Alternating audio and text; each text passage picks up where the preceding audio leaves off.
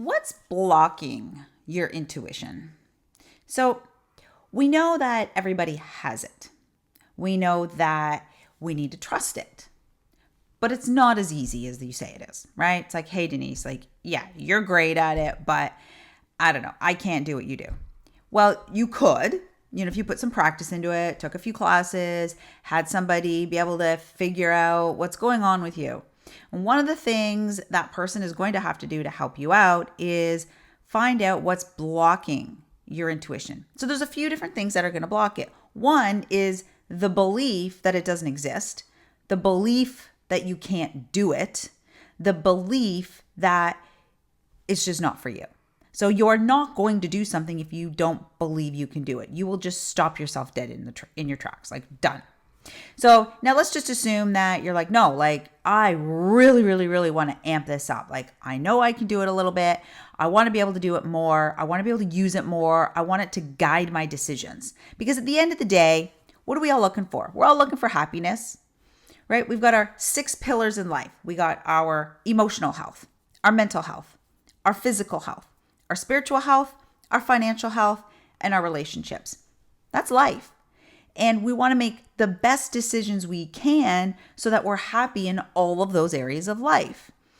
And if you use your intuition, things usually go pretty good for you. So the next thing that's going to block your intuition is fear. Fear will stop intuition dead in its tracks. Now, let's think about this. All right, you're in the woods. You see a bear and you decide you've either got to fight that thing, maybe you got a gun, but you got to fight it, you got to run, or you're going to play dead like a fainting goat. So you're running, all right? Let's just assume you're running. Nobody is going to stop and go, let me just check this out. What a beautiful day. What a shiny day. The sun is beautiful. You're dead, right? Nobody is doing that. So when you are highly stressed, it's not going to work. Not well anyways. Now, it's always there. So are you still going to get some hits? Yes. So when you're running, all of a sudden it's like, oh, I'm going to turn left. Boom. Oh, I'm going to do this. Holy cow. Maybe I can grab this, right? You'll make snap fast decisions. So if you've been using your intuition a lot and you trust it, you're probably going to make some decisions based on it just because it's always there. But if you actively want to say, I need to make this decision, but I'm too scared, then it's not going to work. Fear kills intuition every single time. So in the community, when I'm coaching women on building up their confidence, because that's really what intuition gives you. Intuition is going to give you rock solid confidence because you can stand behind your decisions. You can stand behind who you are. You can stand behind what you believe in, and things work out.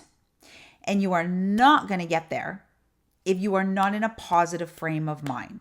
If you're in a negative frame of mind, you'll make the wrong decision almost every time. It's called self-sabotage.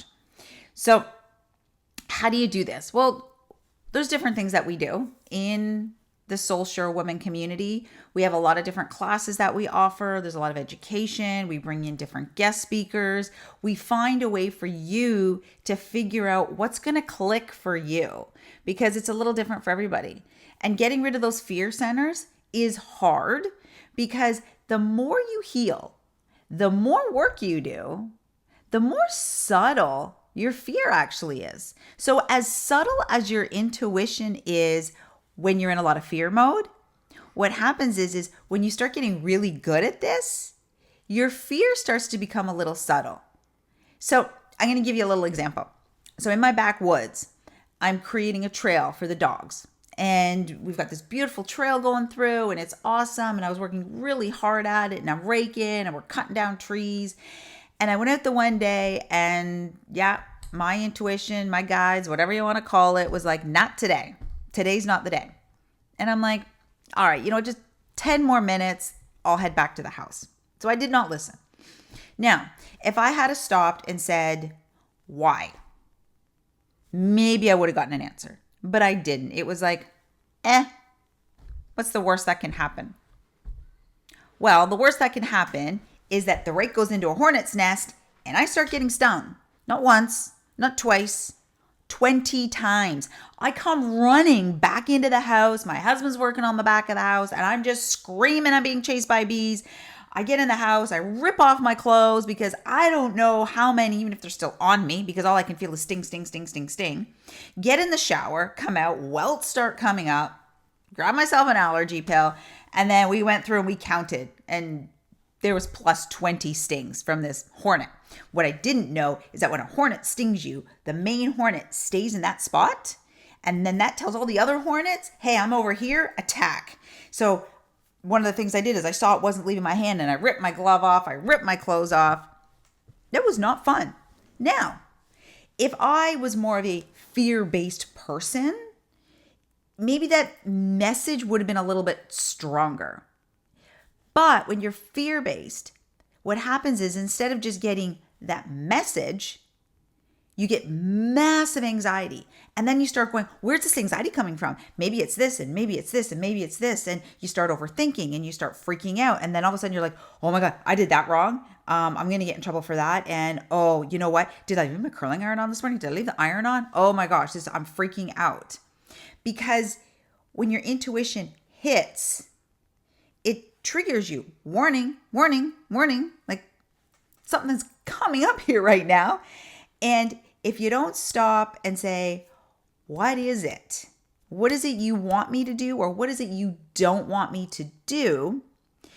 If there's a lot of that nervousness still in there, then it gets really confusing. So managing this, it's not easy. It's just not an easy skill to manage. So that's why it's something that you work at. And it's why we put so much work into our community, is because it's a lifestyle, right? So it's no different than an exercise routine. Once you start going to the gym, you can't go, well, I did that for a year. I'm in shape. I can stop. Sure, but you're going to lose the skill. So if you want to work with your intuition, you've got to look at it like it's now your new lifestyle that's going to keep getting better and better and better and better. Okay, it's like a new sport, if you will, that you're just going to keep refining and refining and refining. And maybe you find different aspects of that sport that you continue to refine. That's why I call it the soul gym, is because we teach you the base of the science, understanding the whys. Why do you do this? Why do you do that? Why do you do that? So then that way you can decide, well, I need to practice this skill, so I'm going to sign up for those classes. And I need to practice this one. So it's no different than when you go to the gym. Sometimes you need more stretching, sometimes more cardio. Sometimes you need a specific type of weight training. Sometimes you need to just have a fun class, right? There's so many different things that you do, but you know why you're doing it.